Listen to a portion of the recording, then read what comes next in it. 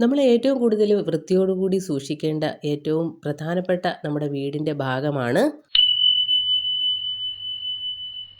ഹരേ കൃഷ്ണ. എൻ്റെ പ്രിയപ്പെട്ട സജ്ജനങ്ങളെ, അമ്മമാരെ, നിങ്ങൾക്ക് എല്ലാവർക്കും എൻ്റെ പുതിയ വീഡിയോയിലേക്ക് സ്വാഗതം. നമ്മളെല്ലാവരും ദിവസേന ചില കർമ്മങ്ങൾ ചെയ്തുകൊണ്ട് വേണം നമ്മുടെ ജീവിതം തുടങ്ങുവാനായിട്ട്. നമ്മൾ ഓരോ ദിവസവും ആരംഭിക്കുന്നത് ആ ഒരു നിഷ്ഠയോടു കൂടിയാണെങ്കിൽ നമ്മൾക്ക് അന്നത്തെ ദിവസം എത്ര മനോഹരമായി തീരുമെന്ന് നമുക്കറിയാൻ സാധിക്കും. അങ്ങനെയുള്ള ചില നിഷ്ഠകളെപ്പറ്റി പറയാമെന്ന് വിചാരിച്ചു. ഒരു കുടുംബം നല്ല രീതിയിൽ മുന്നോട്ട് പോകണമെങ്കിൽ അവിടെ ആര് വിചാരിക്കണം? ഒരു സ്ത്രീ തന്നെ വിചാരിക്കണം. ഒരു സ്ത്രീ വിചാരിച്ചാൽ മാത്രമേ സമാധാനത്തോടും സന്തോഷത്തോടു കൂടി ആ ഒരു കുടുംബം മുന്നോട്ട് പോവുകയുള്ളൂ. ഒരു കുടുംബത്തിലെ നാഥ, അത് എങ്ങനെയായിരിക്കണം അവളുടെ ജീവിതം ഒരു ദിവസം തുടങ്ങേണ്ടത്? അതിരാവിലെ എഴുന്നേറ്റ് ഗൃഹശുദ്ധി വരുത്തണം. ഗൃഹശുദ്ധി വരുത്തിയതിന് ശേഷം കുളിച്ച് ശുദ്ധവൃത്തി വരുത്തിയിട്ട് നിലവിളക്ക് തെളിയിച്ച് പ്രാർത്ഥിക്കണം. അവിടെയാണ് അവളുടെ ജീവിതം തുടങ്ങേണ്ടത്. വീടിൻ്റെ മുറ്റം തൂത്തുവാരിയിട്ട് വീടിനകവുമെല്ലാം തൂത്തുവാരി വൃത്തിയാക്കിയതിന് ശേഷം വേണം അവൾ കുളിച്ച് ശുദ്ധവൃത്തി വരുത്തി നിലവിളക്ക് കൊളുത്തുവാൻ. നിലവിളക്ക് കൊളുത്തുന്നതിനും ചില കാര്യങ്ങൾ അറിഞ്ഞിരിക്കേണ്ടതായിട്ടുണ്ട്. നമ്മൾ നിലവിളക്ക് തെളിയിക്കുന്നതിന് മുൻപായി നിലവിളക്ക് നന്നായി ശുദ്ധവൃത്തി വരുത്തുക. കഴിവതും നിലവിളക്ക് കഴുകാനായി ശ്രമിക്കുക. ഇല്ല എന്നുണ്ടെങ്കിൽ നിലവിളക്ക് നന്നായി തുടച്ച് നല്ല പുതിയ തിരിയൊക്കെ ഇട്ട് വേണം നിലവിളക്ക് കത്തിക്കുവാനായിട്ട്. നിലവിളക്ക് കത്തിക്കുവാനായിട്ട് ഉപയോഗിക്കുന്ന എണ്ണ അതിൽ വലിയൊരു കാര്യം തന്നെയുണ്ട്. നമ്മൾ എള്ളെണ്ണ ഉപയോഗിച്ച് കത്തിക്കുന്നതാണ് എപ്പോഴും ഒരു പോസിറ്റീവ് എനർജി വീടിനുള്ളിൽ നിലനിൽക്കാനായിട്ട് സഹായിക്കുന്നത്. വീടിനുള്ളിൽ പോസിറ്റീവ് എനർജി നിറയുവാനായിട്ട് എള്ളെണ്ണ അതിശ്രേഷ്ഠമാണ്. ചിലയിടങ്ങളിൽ ഒരു തിരി മാത്രമിട്ട് വിളക്ക് കത്തിക്കുന്നത് കണ്ടിട്ടുണ്ട്. അങ്ങനെ ചെയ്യരുത്. ഒരു തിരി നെഗറ്റീവ് എനർജീനെയാണ് പ്രദാനം ചെയ്യുന്നത്. മിനിമം 2 തിരിയെങ്കിലും ഇട്ട് വേണം വിളക്ക് കത്തിക്കുവാനായിട്ട്. ഇല്ല എന്നുണ്ടെങ്കിൽ ഏറ്റവും ശ്രേഷ്ഠമായിട്ടുള്ളത് 5 തിരിയിട്ട് വിളക്ക് കത്തിക്കുന്നതാണ്. 7 തിരിയിടുന്നത് അത്യുത്തമമാണ്. അപ്പോൾ ഈ രീതിയിൽ വേണം തിരികൾ ഇടുവാനായിട്ട്. ഏറ്റവും കുറഞ്ഞത് 2 തിരിയാണ് ഇട്ട് കത്തിക്കേണ്ടത്. അങ്ങനെ വിളക്ക് കത്തിക്കുവാനായിട്ട് ശ്രദ്ധിക്കുക. വിളക്ക് കത്തിക്കുന്നതിന് മുൻപായിട്ട് നമ്മൾ തലേദിവസം കിണ്ടിയിൽ നിറച്ച് വെച്ചിരിക്കുന്ന ജലം എടുത്തുകൊണ്ട് നമ്മുടെ വീടിനകത്തും വീടിന് പുറത്തുമൊക്കെ ഒന്ന് തളിക്കുന്നത് വളരെ ശ്രേഷ്ഠമാണ്. ഇത് ശുദ്ധം ചെയ്യുന്നതാണ്. ഇത് തീർത്ഥമായതുകൊണ്ട് തന്നെ നമ്മുടെ വീടിനെ ശുദ്ധീകരിക്കുന്നതിന് വളരെ നല്ല ഒരു ഉപായമാണ് ഈ ഒരു തീർത്ഥം നമ്മുടെ വീടിനകത്തും പുറത്തും തളിക്കുന്നത്.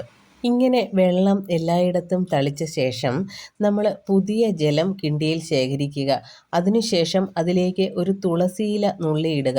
ചൊവ്വ വെള്ളി ദിവസങ്ങളിലും ഏകാദശി ദിവസങ്ങളിലും ഏകാദശിയുടെ തലേ ദിവസവും തുളസിയില നുള്ളുവാൻ പാടില്ല. അത് നമ്മൾ ശ്രദ്ധിക്കേണ്ടതാണ്. അപ്പോൾ ഒരു തുളസിയില നുള്ളിയിട്ട് തീർത്ഥജലമാക്കിക്കൊണ്ട് വേണം നമ്മൾ ഭഗവാനായിട്ട് ഇത് സമർപ്പിക്കുവാനായി. അതിനൊപ്പം തന്നെ നമ്മൾ കുറച്ച് പൂക്കൾ കൂടി പറിച്ച് നിലവിളക്കിൻ്റെ ചുവട്ടിൽ വയ്ക്കുകയും അതുപോലെ തന്നെ നമുക്ക് ഏതൊക്കെ ഫോട്ടോകൾ ഉണ്ടോ, വിഗ്രഹങ്ങളാണെങ്കിൽ അങ്ങനെ, പ്രതിമകളാണെങ്കിൽ അങ്ങനെ, അതിനെല്ലാം ഓരോ പുഷ്പങ്ങൾ നമുക്ക് ചാർത്തുകയോ അല്ലെങ്കിൽ തിരുമുടിയിൽ വയ്ക്കുകയോ ഒക്കെ ചെയ്യാം.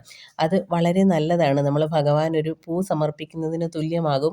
നമ്മളങ്ങനെ ചെയ്യുമ്പോൾ നമ്മൾ മനസ്സിൽ കരുതേണ്ട ഒരു കാര്യം എന്താണെന്ന് ചോദിച്ചാൽ, നമ്മുടെ വീടിലെ ആ ഒരു നിലവിളക്ക് തെളിച്ച് കഴിയുമ്പോൾ നമ്മുടെ വീട് ഒരു ക്ഷേത്രമാവുകയാണ്.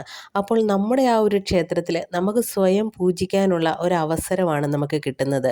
നമ്മളൊരു ക്ഷേത്രത്തിൽ ചെന്നാൽ നമുക്ക് നേരിട്ട് ഭഗവാന് ഇതുപോലെ ചാർത്തുവാനായിട്ട് സാധിക്കുമോ? ഇല്ല. അപ്പോൾ ആ ഒരു ഭാവത്തോടു കൂടി എൻ്റെ ഭഗവാൻ എനിക്ക് എൻ്റെ ഏറ്റവും വേണ്ടപ്പെട്ട ഈ ഒരു ക്ഷേത്രത്തിൽ ഞാൻ എൻ്റെ ഭഗവാൻ ഒരു പൂ സമർപ്പിക്കുന്നു, പൂ തിരുമുടിയിൽ ചൂടിക്കുന്നു, അങ്ങനെ മനസ്സിൽ വിചാരിച്ചുകൊണ്ട് ആ ഒരു പുഷ്പം വയ്ക്കുക. അത് ഏറ്റവും നല്ലതാണ്. ഭഗവാന് വളരെ ഇഷ്ടമാകും.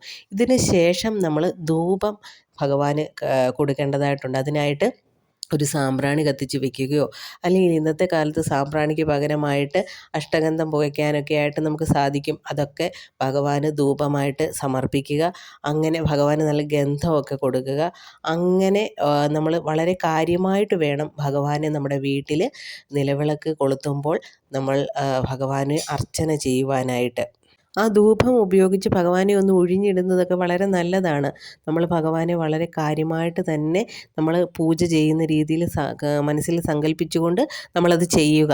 അത് ഭഗവാൻ അത് നമ്മുടെ ഒരു പൂജ ചെയ്യുന്നതായിട്ട് തന്നെ ഭഗവാൻ അത് സ്വീകരിച്ചുകൊള്ളും.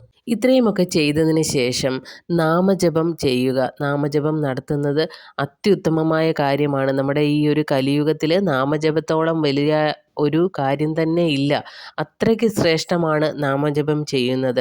നമ്മൾ വിഷ്ണു സഹസ്രനാമം അതിരാവിലെ പാരായണം ചെയ്യുന്നത് എന്തുകൊണ്ടും നല്ലതാണ്. നമ്മൾക്ക് അത് നമ്മുടെ ജീവിതത്തെ തന്നെ മാറ്റിമറിക്കുന്ന ഒരു കാര്യമാണ് വിഷ്ണു സഹസ്രനാമം ജപിക്കുക എന്നുള്ളത്.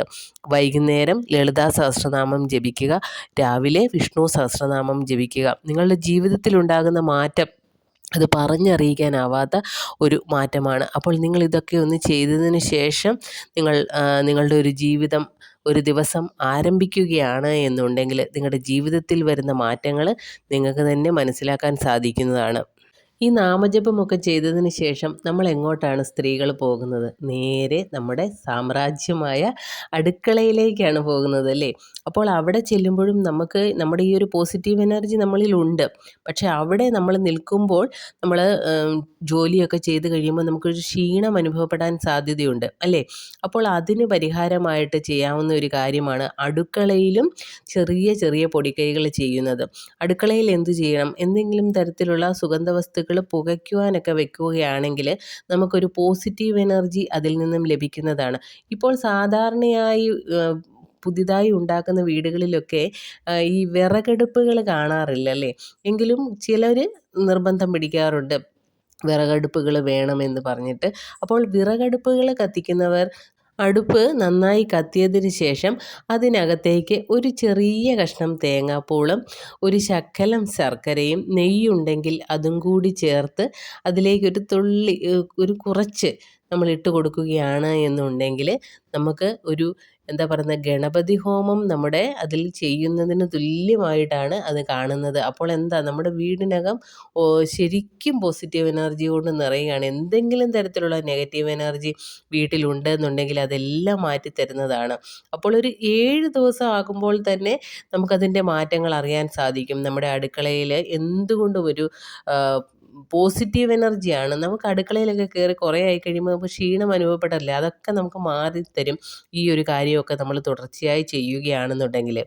അതുപോലെ നമ്മൾ ഈ രാവിലെ എഴുന്നേറ്റ് കുളിക്കുമല്ലോ, കുളിച്ച് നിലവിളക്ക് തെളിയിച്ച് പ്രാർത്ഥിച്ചതിന് ശേഷം ഇത്തിരി ചന്ദനമെടുത്ത് നമ്മുടെ നെറ്റിയിൽ തൊടുകയാണെങ്കിൽ അന്നത്തെ ദിവസം മുഴുവനും നമ്മുടെ മനസ്സിന് ഒരു കുളിർമയുണ്ട്. നമുക്ക് എന്തെന്നില്ലാത്ത ഒരു ഉന്മേഷവും ഉണർവുമൊക്കെ ആ ഒരു ചന്ദനം തൊടുന്നതിൽ നിന്ന് തന്നെ നമുക്ക് കിട്ടുന്നതാണ്. അപ്പോൾ അങ്ങനെയുമൊക്കെ ചെയ്യുക. നമ്മളിങ്ങനെ ചെയ്യുന്നത് കാണുമ്പോൾ ആ കുടുംബത്തിലുള്ളവർക്ക് തന്നെ ഒരു സന്തോഷം, ആത്മാവിൽ തന്നെ ഒരു സന്തോഷം അവർക്ക് കിട്ടുകയാണ്. അങ്ങനെ കുടുംബം മൊത്തം ഒരു സന്തോഷം കൊടുക്കുവാനായിട്ട് ഒരു വീട്ടമ്മയ്ക്ക് ഉറപ്പായിട്ടും കഴിയും. ആ ഒരു കുടുംബത്തിലെ കുടുംബിനി വിചാരിച്ചു കഴിഞ്ഞാൽ ആ ഒരു കുടുംബത്തിൽ സന്തോഷവും സമാധാനവും നിലനിൽക്കുന്നതാണ്.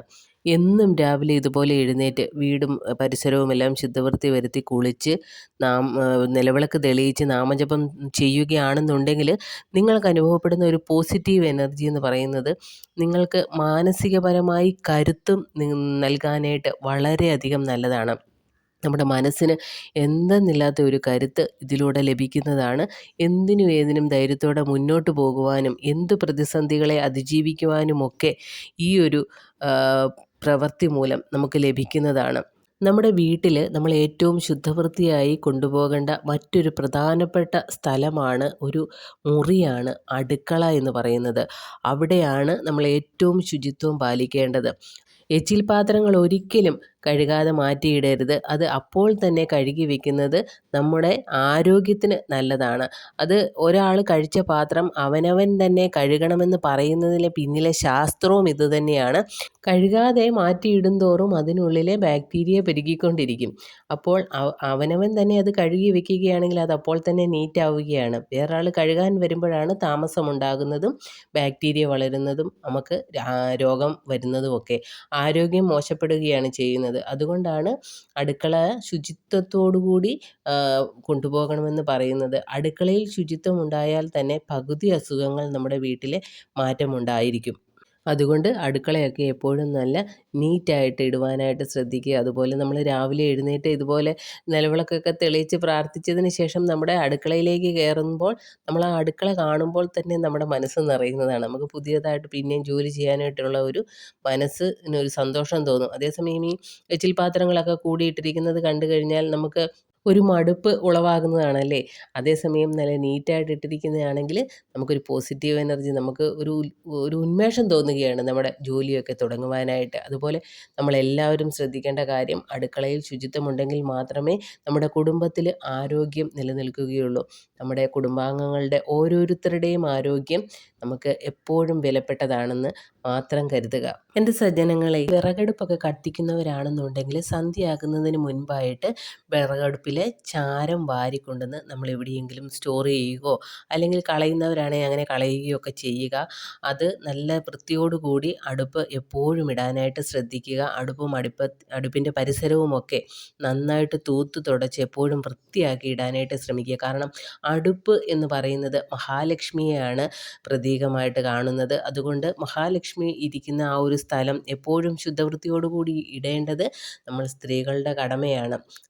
നമ്മൾ തന്നെ ഒരു മഹാലക്ഷ്മി ആവുക എന്നുള്ളതാണ് നമ്മൾ അതിലൂടെ കാണിച്ചു കൊടുക്കേണ്ടത്. എൻ്റെ സജ്ജനങ്ങളെ, വേസ്റ്റ് ബിന്നിനകത്തിടുന്ന വേസ്റ്റുകളൊക്കെ നമ്മൾ സന്ധ്യയ്ക്ക് മുന്നേ ആയിട്ട് തന്നെ കൊണ്ടുപോയി കളഞ്ഞിട്ട് അത് കഴുകി വൃത്തിയാക്കി തിരികെ കൊണ്ട് വെക്കേണ്ടതാണ്. അങ്ങനെയൊക്കെ നമ്മൾ നമ്മുടെ അടുക്കളയിലെ ശുചിത്വം പാലിക്കാനായിട്ട് ശ്രദ്ധിക്കുക. അതുപോലെ ഗ്യാസ് അടുപ്പുമൊക്കെ ഇതുപോലെ വൃത്തിയായിട്ട് സൂക്ഷിക്കുക. വൃത്തി എപ്പോഴും നല്ലൊരു ശീലം തന്നെയാണ്. നമ്മുടെ ആരോഗ്യത്തെ നിലനിർത്താൻ ഏറ്റവും നല്ലത് വൃത്തിയോടുകൂടി മുന്നോട്ട് പോവുക എന്നുള്ളതാണ്. ജീവിതശൈലിയിൽ എപ്പോഴും വൃത്തി ഉണ്ടെന്നുണ്ടെങ്കിൽ നമ്മുടെ ആരോഗ്യവും നിലനിൽക്കുന്നതാണ്. അപ്പോൾ എല്ലാവർക്കും എൻ്റെ വീഡിയോ ഇഷ്ടപ്പെട്ടു എന്ന് വിചാരിക്കുന്നു. ഇഷ്ടപ്പെട്ടവർ ഒന്ന് ലൈക്ക് ചെയ്യണേ. എന്നെ എല്ലാവരും ഒന്ന് സപ്പോർട്ട് ചെയ്യണം കേട്ടോ. ഹരേ കൃഷ്ണ. സർവം ശ്രീകൃഷ്ണാർപ്പണമസ്തു.